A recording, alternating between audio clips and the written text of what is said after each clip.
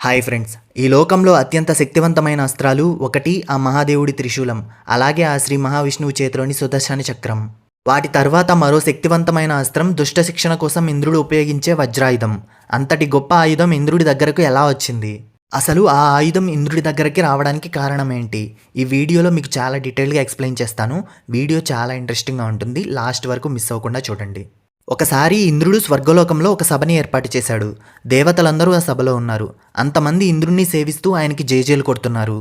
దానితో స్వర్గాధిపతి అయిన ఇంద్రుడికి మనసులో కొంచెం అహంకారం మొదలైంది. మనసులో తానంత గొప్పవాడు లేడు అనుకుంటూ ఉన్నాడు.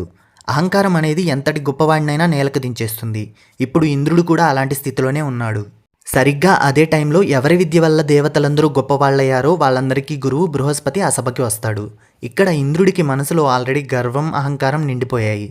తన గురువు సభలోకి వస్తున్నాడని తెలిసినా లేచి నమస్కారం చేయలేదు, సభకి ఆహ్వానించలేదు, మర్యాద కూడా చేయలేదు. ఏ గురువు కూడా తన శిష్యుల దగ్గర నుండి ఎలాంటి డబ్బు కానీ పదవులు కానీ ఆశించడు. కానీ కనీసం గౌరవించడం కూడా చేయకుంటే చాలా బాధ కలుగుతుంది కదా. ఇక్కడ దేవగురువు బృహస్పతికి కూడా బాధ కలిగింది. వెంటనే అక్కడి నుండి వెళ్ళిపోయాడు. కానీ ఇంద్రుడు సభని ఆపలేదు. అలాగే సభని నడిపించాడు. కాసేపటి తర్వాత సభ అంతా అయిపోతుంది.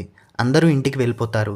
అప్పుడు ఇంద్రుడి మనసులో, ఇంతమంది నన్ను గౌరవించడానికి కారణం, నేను ఇంతటి గొప్ప అధికారంలో ఉండడానికి కారణం నా గురువు. అలాంటి గురువు సభకి వస్తే నేను కనీసం లేవలేదు, గౌరవించలేదు. నా వల్ల తప్పు జరిగిందని బాధపడ్డాడు. వెంటనే తన గురువుని క్షమించమని కోరడానికి బయలుదేరాడు. ఇక్కడ దేవగురువు బృహస్పతి ఇంద్రుడి మనసులోని భావాల్ని గమనించాడు. ఇంద్రుడికి ఖచ్చితంగా గుణపాఠం నేర్పించాలని నిర్ణయించుకున్నాడు. వెంటనే తన యోగశక్తితో ఇంద్రుడికి కనపడకుండా మాయమైపోయాడు. ఒకవైపు ఇంద్రుడు కూడా తన గురువుగారి ఇంటికి వచ్చాడు. ఇల్లంతా వెతికాడు. కానీ దేవగురువు బృహస్పతి ఎక్కడా కనిపించలేదు. ఇంతలో ఇదంతా తెలుసుకున్న రాక్షస గూఢాచారులు వెంటనే రాక్షసులకి, అలాగే వాళ్ళ గురువు శుక్రాచార్యుడికి ఈ విషయాన్ని చెప్పేశారు. ఇవాళ ఇంద్రుడికి అలాగే దేవతలకి గురువు యొక్క అనుగ్రహం లేదు.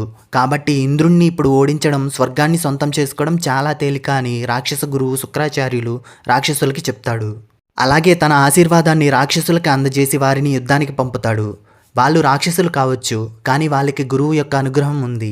కానీ ఇంద్రుడికి దేవతలకి వారి గురువు అనుగ్రహం లేదు. కాబట్టి దేవతలు బలహీనలైపోయారు. రాక్షసులతో యుద్ధం చేసినా ఫలితం లేకపోయింది.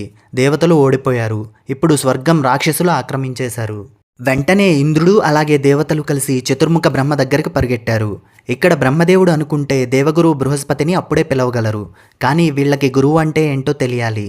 గురువు గొప్పతనం, గురువు అవసరం ఎంత ముఖ్యమో అర్థం చేయాలి అనుకున్నాడు. బ్రహ్మదేవుడు దేవతలతో, మీకు గురువు యొక్క అనుగ్రహం లేదు కాబట్టి మీరు ఓడిపోయారు. మీ గురువు స్థానం ఇప్పుడు ఖాళీగా ఉంది. కాబట్టి మీరు ఒక గురువుని ఆశ్రయించి వారి అనుగ్రహాన్ని పొందండి. ఎవరికైతే గురువుగా ఉండే అర్హత ఉంటుందో వారిని ఆ పదవిలో కూర్చోబెట్టి ఆయన అనుగ్రహాన్ని పొందే ప్రయత్నాన్ని చేయండి అని బ్రహ్మదేవుడు చెప్తాడు. అందుకు దేవతలు, మేము మా అహంకారంతో ఒక గొప్ప గురువుని కోల్పోయాం. ఇప్పుడు అంతటి గొప్ప గురువుని ఎలా వెతకాలో మాకు తెలియదు. కాబట్టి మీరే మాకు సాయం చేయండి అని వేడుకుంటారు. బదులుగా బ్రహ్మదేవుడు త్వష్ట ప్రజాపతి అని ఒకరున్నారు. ఆయనకి విశ్వరూపుడు అనే ఒక కొడుకు ఉన్నాడు. ఆయన మీకంటే వయసులో చిన్నవాడు, కానీ గొప్ప బ్రహ్మజ్ఞాని. మీరు వెళ్ళి ఆయన్ని ప్రార్థించండి. ఆయన్ని గురువుగా స్వీకరించండి. వెంటనే ఆయన అనుగ్రహం చేత మీరు కోల్పోయినవి రాక్షసుల నుండి తిరిగి పొందే శక్తి మీకు కలుగుతుంది అని చెప్తాడు. దేవతలందరూ విశ్వరూపుని దగ్గరకు వెళ్లారు. తమకి గురువుగా ఉండమని ప్రార్థించారు. విశ్వరూపుడు కూడా దేవతలకి గురువుగా ఉండడానికి ఒప్పుకున్నాడు. వారి గురువు స్థానాన్ని స్వీకరించి గురువుగా వారిని అనుగ్రహించాడు. ఇప్పుడు దేవతలకి వారి గురువు అనుగ్రహం దొరికింది. దానితో పాటు విశ్వరూపుడు ఇంద్రుడికి నారాయణ కవచోపదేశం చేశాడు. అంతే, దేవతలందరూ తిరిగి రాక్షసులను ఓడించి వారి స్వర్గాన్ని పొందారు. ఇక్కడ ఇంకో చిత్రమైన విషయం ఏంటంటే, విశ్వరూపిణి తల్లి పేరు రచన. ఆవిడ రాక్షస జాతికి చెందింది. కాబట్టి రాక్షసులు విశ్వరూపుడికి మేనమామలు అవుతారు. ఇప్పుడు రాక్షసులు వచ్చి, నువ్వు మా మేనలుడివి, కానీ నువ్వు దేవతలకి సహాయం చేశావు. అందువల్ల మేము తిరిగి స్వర్గాన్ని కోల్పోయాం. కాబట్టి నువ్వే ఇప్పుడు మాకు సహాయం చేయాలి. నీ అనుగ్రహాన్ని మాకు కూడా ఇవ్వు. నీ శక్తులని మాకు కూడా అందించు అని పట్టుబడతారు. అందుకు విశ్వరూపుడు, నేను అందరిలో పరబ్రహ్మని చూస్తాను. నాకు అందరూ ఒక్కటే. నాకు రాక్షసులు, దేవతలు అని భేదభావం లేదు అని రాక్షసులకు కూడా తన శక్తిని అందించాలనుకుంటాడు. ఇది తెలుసుకున్న ఇంద్రుడు ఏమీ ఆలోచించకుండా విశ్వరూపుణ్ణి తన కత్తితో ఆయన తల నరికి చంపేశాడు. ఈసారి తన పదవిపై మోహంతో ఇంద్రుడు తన గురువునే చంపి మళ్ళీ తప్పు చేశాడు. తన కొడుకు మరణాన్ని చూసిన త్వష్ట ప్రజాపతికి కోపం, బాధ తన్నుకొచ్చేశాయి. వెంటనే ఒక మహాయజ్ఞాన్ని మొదలుపెట్టాడు. ఆ యజ్ఞం పూర్తి చేసి వృత్తాసురుడు అనే భయంకరమైన రాక్షసుణ్ణి సృష్టించాడు. ఇప్పుడు వృత్తాసురుడికి ఉన్న ఏకైక లక్ష్యం ఇంద్రుణ్ణి చంపడం. వృత్తాసురుడు సామాన్యమైన వాడు కాదు, యజ్ఞం నుండి పుట్టినవాడు. అతని ముందు దేవతలు ఎవరూ నిలబడలేకపోతున్నారు. అందరూ తమ అస్త్రశస్త్రాల్ని ప్రయోగించారు. కానీ వృత్తాసురుడు వాటన్నిటినీ పట్టి మింగేస్తున్నాడు. ఇక వారి దగ్గర యుద్ధం చేయడానికి ఆయుధాలు కూడా మిగల్లేదు. ఇంకేం చేస్తారు? వెంటనే ఇంద్రుడు ఇంకా దేవతలు పరిగెత్తుకుంటూ శ్రీ మహావిష్ణువు దగ్గరికి బయలుదేరారు. అంతా తెలుసుకున్న శ్రీ మహావిష్ణువు, మీ దగ్గర ఆయుధాలు లేవు, కాబట్టి ఇప్పుడు మీకు వృత్తాసురుణ్ణి చంపగలిగే ఆయుధాన్ని ఇవ్వగలిగిన వారు ఈ ప్రపంచంలో ఒక్కరే ఉన్నారు. ఆయనే దధీచి మహర్షి. ఆయన బ్రహ్మజ్ఞాని, గొప్ప మహర్షి. కేవలం ఆయన ఎముకలతో చేసిన ఆయుధం మాత్రమే వృత్తాసురుణ్ణి చంపగలదు. కాబట్టి మీరు దధీచి మహర్షి దగ్గరికి వెళ్ళి ఆయన్ని ప్రార్థించండి అని శ్రీ మహావిష్ణువు చెప్తాడు. ఇక దేవతలకి వేరే దారి కూడా లేదు.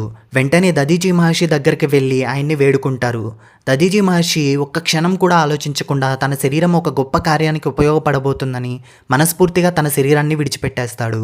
ఇక ఇంద్రుడు అలాగే దేవతలు ఆలస్యం చేయకుండా ఆయన ఎముకల్ని తీసుకెళ్లి విశ్వకర్మకి అప్పగిస్తారు. విశ్వకర్మ వెనువెంటనే 100 అంచులు కలిగిన ఒక గొప్ప ఆయుధాన్ని తయారు చేసి ఇంద్రుడికి ఇస్తాడు.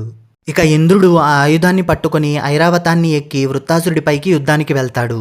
అయినా కూడా వృత్తాసురుడు అంత ఈజీగా తన ఓటమిని ఒప్పుకోలేదు. ఇంద్రుడికి వృత్తాసురుడికి భీకరమైన యుద్ధం జరుగుతుంది. చివరిగా ఇంద్రుడు తన చేతిలోని వజ్రాయుధంతో వృత్తాసురుణ్ణి సంహరించేస్తాడు. ఆ రోజు నుండి దధీచి మహర్షి త్యాగంతో రూపుదిద్దుకున్న ఆ ఆయుధం ధర్మాన్ని రక్షించడం కోసం ఇంద్రుడి దగ్గర ఉంచబడింది. ఆ ఆయుధమే రాక్షసుల్ని సంహరిస్తూ ధర్మాన్ని కాపాడుతూ వస్తున్న వజ్రాయుధం. That's all for the video guys. I hope మీకు ఇప్పుడు వజ్రాయుధం ఎలా పుట్టింది, ఎందుకు ఇంద్రుడి దగ్గర ఉంచబడింది అన్న దానికి క్లారిటీ వచ్చింది అనుకుంటున్నా. వీడియో నచ్చుంటే ప్లీజ్ లైక్, షేర్, సబ్స్క్రైబ్ చేసి సపోర్ట్ చేయండి.